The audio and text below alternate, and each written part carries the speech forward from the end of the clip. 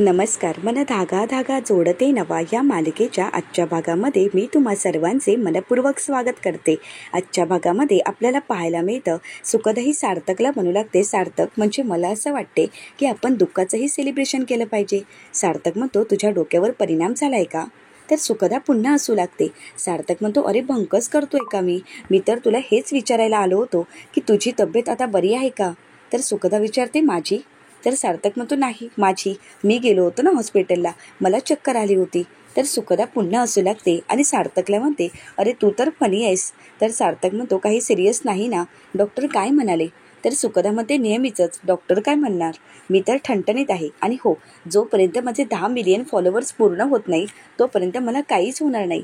सार्थक म्हणतो, ही नाटकं करायची किंवा लपवाछपवी करायची काहीच गरज नाही.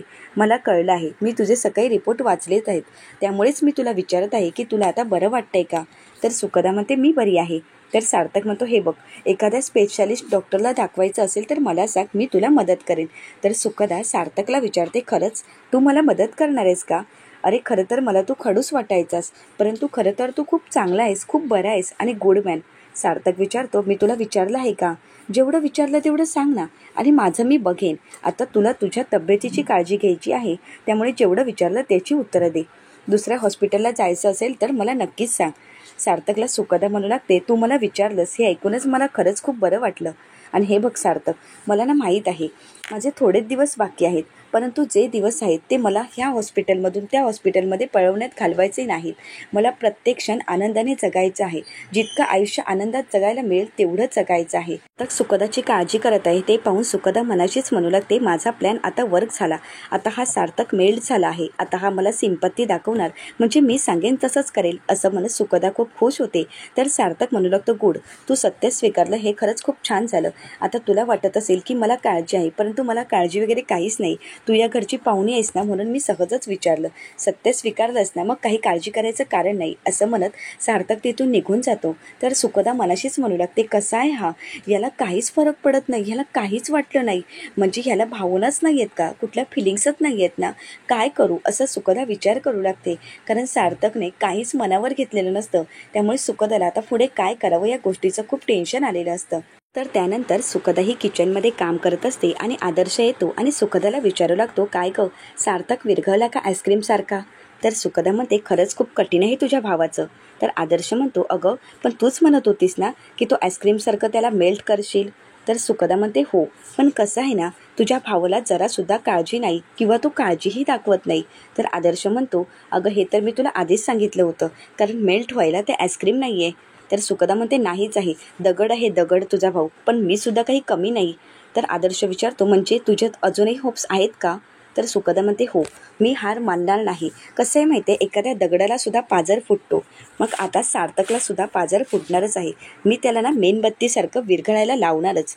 तर आदर्श म्हणतो, अच्छा, आधी आता आईस्क्रीम होतं आणि आता मेणबत्ती झाली का? तर सुखदा म्हणते, अरे भावना पोचल्यात ना तुझ्यापर्यंत, मग झालं. आपला महत्त्वाचा मुद्दा काय आहे, सार्थकला माणसासारखं जगायला शिकवायचं, आणि मी माझे प्रयत्न काही सोडणार नाही. तर आदर्श म्हणतो, तू तुझे प्रयत्न चालू ठेव, परंतु मला वाटत नाही की सार्थकच्या बाबतीत असं काही होईल, परंतु बघू. तर त्यानंतर आदर्शला सुखदा म्हणू लागते, आपले आशीर्वाद असू दे. तर त्यानंतर आदर्श म्हणतो, हा टिफिन कोणासाठी बनवत आहेस? तर सुखदा म्हणते, एक खडूस माणसाच्या दुपारच्या जेवणाची सोय करत आहे. तर आदर्श हा सुखदाला म्हणू लागतो, तू एवढं करतेस, परंतु मला तुझ्यासाठीच वाईट वाटत आहे. तर सुखदा विचारते, का? तर आदर्श म्हणू लागतो की तुझ्या मनासारखं झालं नाही तर तू हट होणार, तो तुला काहीही बोलणार आणि तुला वाईट वाटणार.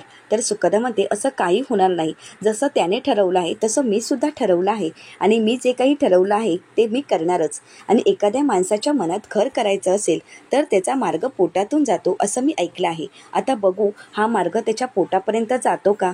तर आदर्श म्हणू लागतो, प्रयत्न चांगला आहे, परंतु मीठ तिखट हे सगळं काही तुला सांभाळावं लागेल, कारण जर ते इकडचं तिकडे झालं तर मात्र तुझ्या मार्गावर दरड कोसळू शकते. तर सुकदा म्हणते नाही नाही, असं काहीच होणार नाही. सुकदाच्या हातची चव खाल्ल्याशिवाय कळणारच नाही असं म्हणत ती आदर्शला म्हणू लागते, तू जरा टेस्ट करून बघतोस का? तर आदर्श म्हणू लागतो, नाही नको, तू सार्थकसाठी बनवलंयस ना? तर सुकदा म्हणू लागते, असं काहीच नाही, तू टेस्ट करून तरी बघ ना. तर आदर्श म्हणतो, तू बनवलंयस ना, मग बेस्टच असणार असं म्हणत आदर्श तिथून निघून जातो. तर सुकदा सार्थकसाठी टिफिन भरत असते. मात्र त्याचवेळी सुकदाला फोन येतो. मात्र किचनमध्ये नेटवर्क मिळत नसतं आणि म्हणूनच सुकदाही फोनवर बोलतच बाहेर निघून जाते. आणि हे सगळं काही शलाकाने ऐकलेलं असतं.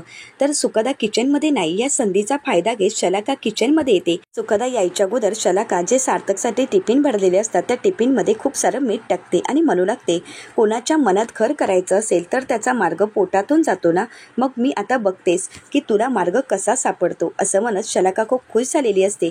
तर सुकदा यायच्या अगोदरच शलाका तिथून निघून जाते. सुकदा आल्यानंतर पाहते तर तिथे टिफिन भरलेले असतात, परंतु सुकदाच्या लक्षात येतं नक्कीच काहीतरी गडबड आहे. तर दुसरीकडे पाहायला मिळतं सार्थक ऑफिसमध्ये ऑफिसचं काम करत असतो. तर बेनारे म्हणू लागतात, सार्थक सर, खूप महत्त्वाची कामं आहेत. आज दुपारनंतर खूप महत्त्वाच्या व्यक्ती तुम्हाला भेटण्यासाठी येणार आहेत, कारण बरेच दिवस झाले तुम्हाला त्यांना भेटायचं होतं, परंतु त्यांना वेळच मिळत नव्हता आणि तुम्हालाही वेळ नव्हता. परंतु आज त्या व्यक्तींना तुम्हाला भेटायचं आहे आणि मी अपॉइंटमेंट फिक्स केली आहे. तर सार्थक म्हणू लागतो, परंतु दुपारनंतर मला बाहेर जायचं आहे, लक्षात आहे ना? तर बेनारे म्हणतात हो. तर सार्थक बेनाऱ्यांच्या हातामध्ये फाईल देत म्हणू लागतो की ही बेनारे फाईल कंप्लीट करा आणि माझ्याजवळ घेऊन या. तर सार्थकला बेनारे म्हणू लागतात, सर परंतु जेवणाची वेळ झाली आहे. सार्थक म्हणतो, हो, परत तुम्ही अगोदर जेवून घ्या आणि नंतर फाईल पूर्ण करा. तर बेनारे म्हणतात, सर अहो तुम्ही सुद्धा जेवा ना. सार्थक म्हणतो, मला नको आहे जेवण. बेनारे म्हणतात, सर तुम्ही असंच जेवण कमी केलं तर तुमच्या तब्येतीवर परिणाम होईल. तर सार्थक म्हणतो, ठीक आहे, तुम्ही मला कॉफी आणि बिस्किटं पाठवा. बेनारे म्हणतात, काय होणार आहे त्या कॉफी आणि बिस्किटने? तर सार्थक म्हणतो, परंतु मी टिफिन आणलंच नाहीये. तर बेनारे म्हणतात, माझ्याजवळ आहे ना टिफिन, मी माझ्याजवळचा टिफिन तुम्हाला देतो. तर त्यानंतर बेनारेंना सार्थक म्हणतो, मग तुम्ही काय करणार आहात? बेनारे म्हणतात, ऑर्डर. तर सार्थक म्हणतो, नाही नको, तुम्ही माझ्यासाठीच ऑर्डर करा. सुकदा येत म्हणू लागते, ऑर्डर करायची काहीच गरज नाही, कारण घरातून गरमागरम डबा आणलाच आहे. तर सार्थक मात्र काहीच बोलत नाही. तर सुकदा म्हणू लागते, सार्थक आता तुला हा टिफिन खावाच लागेल, कोणतीही कारणं चालणार नाहीत आणि ॲग्रीमेंटसारखं राहायची काहीच गरज नाही. प्रसन्न मनाने माणसाने जेवावं. तर बेनारे म्हणतात, हो ना, माणसाने राग काढायचा असेल ना तर तो माणसावरच काढावा, जेवणावर काढू नये. तर त्यानंतर सुकदा म्हणू लागते की काम कराल का बेनारे, तुम्ही सुद्धा आम्हाला जॉईंट व्हा, अहो पंक्तीत जेवायची वेगळी मजा असते. तर बेनारे म्हणतात, ठीक आहे. कदाही सार्थकसाठी जेवणाचं ताट तयार करत असते. तर दुसरीकडे शलाका ही वृंदा काकूंना म्हणू लागते, आई मी भारी काम केलं आहे. अगं त्या सुकदाने स्वतःच्या हाताने सार्थकसाठी जेवण बनवलं होतं. हे ऐकताच वृंदा काकू म्हणतात, हे तुझं भारी काम. तर शलाका म्हणू लागते, अगं आई तू ऐकून तरी घे, अगं तिने जेवण तयार केलं, परंतु त्या जेवणाच्या डब्यामध्ये मी भरभरून मीठ टाकलं आहे आणि आता ते जेवण सार्थक जेवणार आहे. तर हे ऐकताच वृंदा काकू खूप खुश होतात आणि म्हणू लागतात, अगं खरंच खूप भारी काम केलंयस तू, आता सार्थक चिडणार. शलाका वृंदा काकूंना विचारते की मुलगी कोणाची? वृंदा काकू म्हणतात, माझीच, माझ्याच पावलावर पाऊल ठेवतेस, अगं आता त्या दोघांमध्ये दरी वाढणार. तर शलाका म्हणू लागते, येस, कारण ही त्याच्या चेहऱ्यावर स्माईल आणणार होती ना, आता कशी येणार आहे स्माईल? आता सुधा काकूने आणि आदर्श दादाने तिला या घरात आणण्याचा प्लॅन मी कधीच सक्सेस होऊ देणार नाही. तर वृंदा काकू म्हणू लागतात, होऊन देत, सार्थकला हव्या तेवढ्या उलट्या होऊ देत. तर शलाका म्हणू लागते, आता तर उलट्या होणारच आहे आणि त्या दोघांमध्ये भांडणंही वाढणार. तर त्यानंतर वृंदा काकू म्हणतात, हो त्यांच्यामध्ये भांडं तर वाढून देत, परंतु आता मला भूक लागली आहे, आपण जेवूया का? तर शलाका म्हणते, हो आता तर आपण एन्जॉय करायलाच हवा, त्या दोघांमध्ये भांडणं होणार म्हणजे आपल्यासाठी चांगलंच आहे ना? वृंदा काकू म्हणतात, हो खरंच तू कमाल केली आहेस आणि तू जे काही केलंयस ना, तुझं कौतुक करावं तेवढं कमी. दुसरीकडे पाहायला मिळतं सार्थक आणि बेनारे जेवणासाठी बसलेले असतात, परंतु सार्थक काही जेवणाचं कौतुक करत नाही. म्हणून सुकदा विचारते की जेवण कसं झालं आहे, परंतु सार्थक काहीच बोलत नाही. तर बेनारे म्हणू लागतात, वा छान, खरंच खूप कमाल आणि मला खरंच खूप जेवण आवडलं आहे. तर त्यानंतर सुकदाला ते म्हणू लागतात, थँक्यू, खरंच मला जेवण आवडलं. तर सुकदा म्हणू लागते, अहो तुम्ही कशाला थँक्यू बोलत आहात, तुम्ही माझं मनापासून कौतुक करत आहात, तेच माझ्यासाठी खूप आहे. तर त्यानंतर सुकदा ही म्हणू लागते, बेनारे अहो तुमच्या सरांना पण शिकवा ना एखाद्याचं कौतुक करायला. परंतु सार्थक काही बोलत नाही.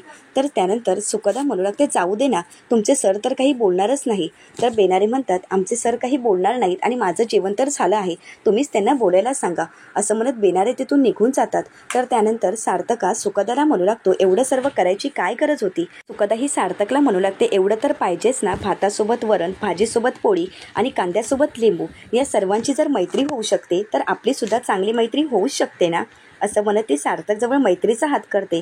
परंतु सार्थक काही सुखदासोबत मैत्री करायला तयार नसतो. त्यामुळे सुखदाला थोडं वाईट वाटतं. तर सार्थक विषय बदलत सुखदाला म्हणू लागतो, भाजी खरंच खूप चांगली झाली आहे.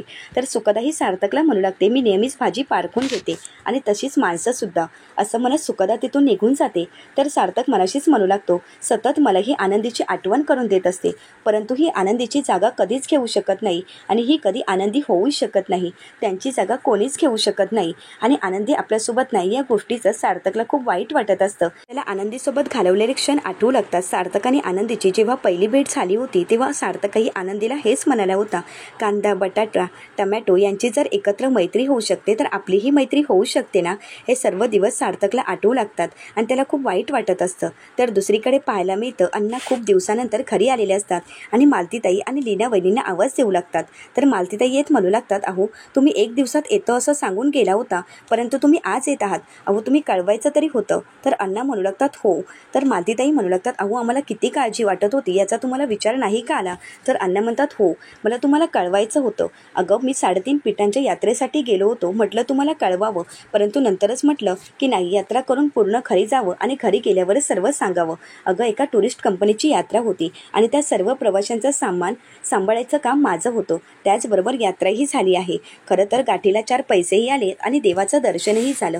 तर त्यानंतर मालतीताई म्हणू लागतात, अहो पण. तर लीना वहिनी म्हणतात, अण्णा यात्रा करत असताना तुम्हाला खूप अडचणीही आल्या असतील ना. तर अण्णा म्हणू लागतात, अगं लीना, देवाकडे जाताना अडचणींचा विचार नाही करायचा. असं म्हणत त्यांना प्रसादी देतात. तर तिथे मनोज आलेला असतो. तर अण्णा म्हणू लागतात, अरे मनोज ये ना बाळा, मी तुझ्यासाठी सुद्धा प्रसादी आणली आहे. असं म्हणत अण्णा मनोजदादांच्या हातामध्ये प्रसादी देतात. तर मनोजदादा म्हणू लागतात, अण्णा तुम्ही माझ्यासाठी प्रसादी आणली का? आता मला कोणीच घेऊन जाणार नाही, आता मला पोलीस घेऊन जाणार नाहीत. तर त्यानंतर अण्णांना खूप वाईट वाटतं. अण्णा म्हणू लागतात, अगं लीना तुला माहिती आहे का मी कुठे कुठे जाऊन आलो. अगं महालक्ष्मी, कोल्हापूरची महालक्ष्मी, तुळजापूरची भवानी, माहूरची रेणुका देवी आणि वणीची सप्तशृंगी. आता आनंदी आणि मनोजसाठी मी प्रार्थना तर केली आहे, मनोजला प्रसादीही दिली. तर लीनावहिनी म्हणू लागतात, अण्णा पाहिलंत ना मनोजची अवस्था काय आहे. तर अण्णा म्हणू लागतात, मालती आपल्या मुलांचं सुख आपल्याला नाही म्हणूनच या दोन्ही मुलांची अशी अवस्था झाली आहे का. अगं बघ ना, आनंदी तर गायब आहे, ती कुठे आहे तेही माहीत नाही आणि मनोज डोळ्यासमोर असून नसल्यासारखाच आहे. तर मालतीताई म्हणू लागतात, तुम्ही एवढा विचार करू नका, तुम्ही आता देवाला साकडं घातलंच आहे ना, मग सर्व काही नीट होईल. मात्र अण्णांना मनोजदादांची परिस्थिती पाहून खूप वाईट वाटत असतं. मनोजदादा एकच म्हणत असतात, आता मला पोलीस पकडणार नाही. तर अण्णांना खूप वाईट वाटू लागतं. तर दुसरीकडे शलाकाही रुंदा काकूंना म्हणू लागते, आई आता खरंच मजा येईल, ती तोंड पाडून खरी येईल. तर रुंदा काकू म्हणू लागतात, अगं पण ही किती आगाऊ आहे, तुला माहितीच आहे ना. आनंदीला आपण कितीही त्रास दिला तरी ती सहन करायची, पण ही आपल्यावरच काहीतरी प्रयोग करायची. तर रुंदा काकूंना शलाका म्हणू लागते, परंतु हिला कुठे माहिती आहे हे सगळं काही मी केलं आहे, त्यामुळे ही तर काहीच करू शकत नाही. असं म्हणत दोघेही जेवत असतात. मात्र दोघांनाही चांगलाच ठसका लागलेला असतो. तर रुंदा काकू म्हणू लागतात, अगं हे सगळं काही भिंगरीने केलं आहे ना. तर सुखदा येत म्हणू लागते, नाही हे सगळं काही जेवण मीच केलं आहे, खरंच खूप टेस्टी झालं आहे ना. तर त्यानंतर रुंदा काकू म्हणतात, अगं यामध्ये तू सगळी तिखटाची बरणी ओतली आहेस का. तर सुखदा म्हणू लागते, हो जैसी करणी वैसी भरणी, हो ना शलाका. तर शलाका म्हणू लागते, हे सगळं काही तू त्रास देण्यासाठी करतेस ना. तर सुखदा म्हणू लागते, मी काहीच चुकीचं केलं नाही, कारण मी कोणाची उदारी ठेवत नाही. तर शलाका विचारते, हे सगळं तू मुद्दाम ठरवून केलंयस ना. तर सुखदामध्ये दुसऱ्यांच्या वाटेत काटे टाकले तर तेच काटे तुमच्या पायाला टोचणारच. आणि काय आहे ना शलाका, मी कितीही गोड वाटत असली तरी मी साधी नाही. कोणी मला सुई एवढा त्रास दिला किंवा माझ्यासाठी सुई एवढं जरी केलं ना तरी मी ते हत्ती एवढं करते, मग ते चांगलं असो किंवा वाईट. एकच गोष्ट लक्षात ठेव, माझ्या विरोधात जायचं नाही, नाहीतर मी सोडणार नाही. असं म्हणत सुखदा बाय म्हणते आणि तिथून निघून जाते.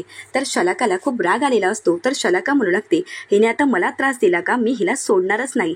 आणि शलाकाने केलेलं शलाकाला सगळं काही आठवू लागतं आणि हे सगळं काही सुखदाने पाहिलेलं असतं, मात्र शलाकाला काहीच माहीत नसतं. तर त्यानंतर रुंदा काकू म्हणू लागतात, हिने जर आनंदीची जागा घेतली तर आपलं ह्या घरामध्ये राहणं खरंच खूप मुश्किल आहे, ही आपल्याला कधीही घराबाहेर काढू शकते.